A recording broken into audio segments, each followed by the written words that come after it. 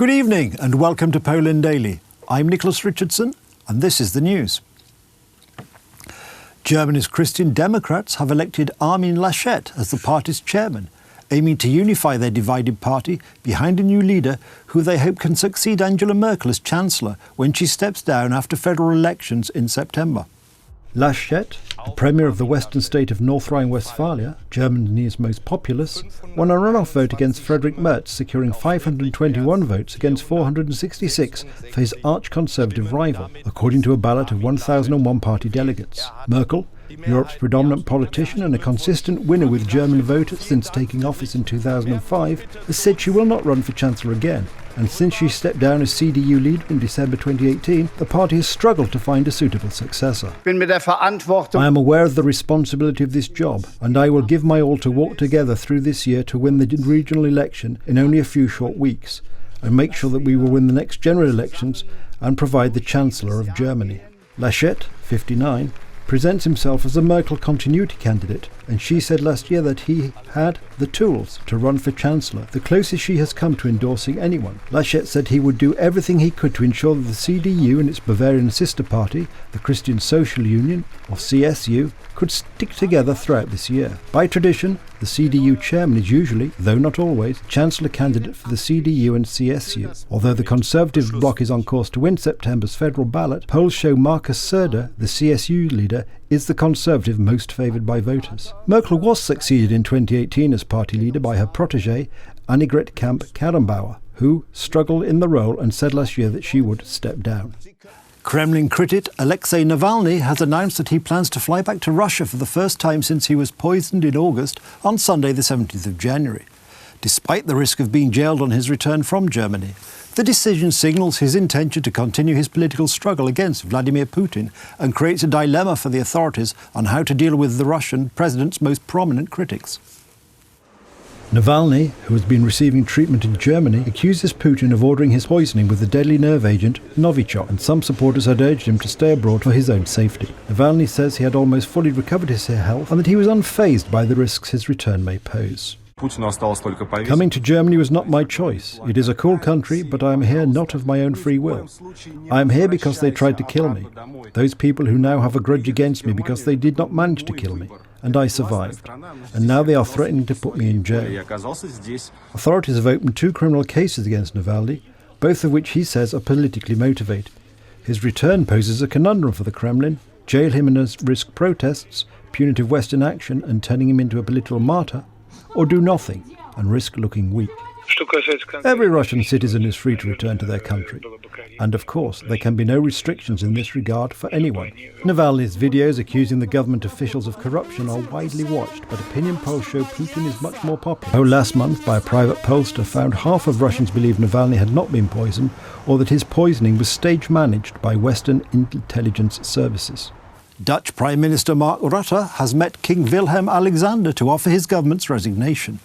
The decision comes after a parliamentary inquiry found last month that officials at the tax service had wrongly accused thousands of families of fraud, consequently driving them to financial ruin, which the inquiry described as a failure of the rule of law. The parliamentary inquiry had dominated the public debate in recent weeks, creating pressure on the government to resign over the affair. Many are disappointed with the government's inability to protect the country's citizens. It's logical after all that happened before. It's as the Prime Minister said, the government should protect its citizens, and they didn't. So it's the only good way to do it.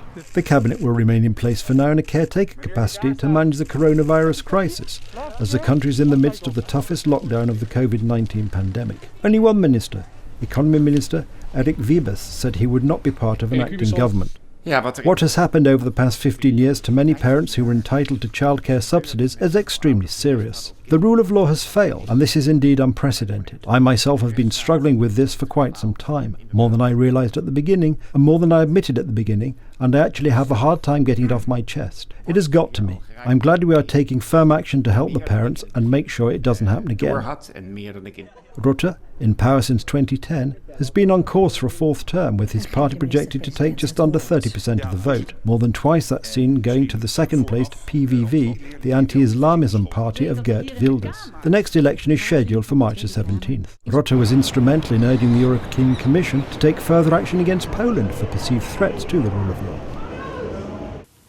Around 2,000 Hondurans set off from the country's second largest city, San Pedro Sula, on Friday and began walking to the Guatemalan border, hoping to reach the United States as they flee gang violence and an economy shattered by hurricanes and coronavirus lockdowns. It is the first large migrant caravan to set out from Central America since Mexico introduced strict border controls in late 2018, following strong pressure from United States President Donald Trump. Guatemala, Honduras, El Salvador and Mexico are all keen to halt the migrant caravan, which comes less than a week before United States President-elect Joe Biden takes office. Coordinated security and coronavirus travel restrictions between countries will make it even harder for the group to reach Mexico or to continue their journey north.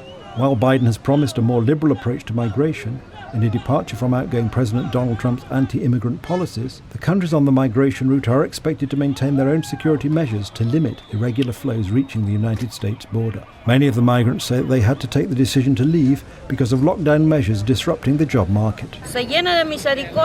Let them give us the opportunity to be able to cross the border, to arrive and have that dream we long for, because we also have needs.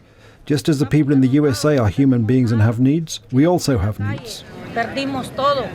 Authorities in Central America and Mexico have stepped up efforts to stop the caravan well before the United States border, using anti-coronavirus measures as the latest tool to curtail migration. That will likely be a relief for Biden, whose aides have privately expressed concerns about the prospect of growing numbers of migrants seeking to enter the United States in the early days of his administration.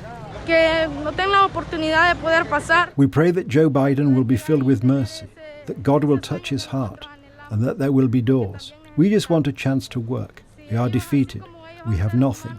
We are left on the streets. We lost everything. Most of us in the caravan have nothing, not even a blanket to tuck into. Honduras and Guatemala have announced that they will deploy thousands of soldiers to preemptively stop caravan members, while Mexico has also started deploying agents to its southern border. That's the news. Thank you for watching. Stay with us for the weather, Poland Daily Business and more programmes. But from me, it's have a good night and a better tomorrow.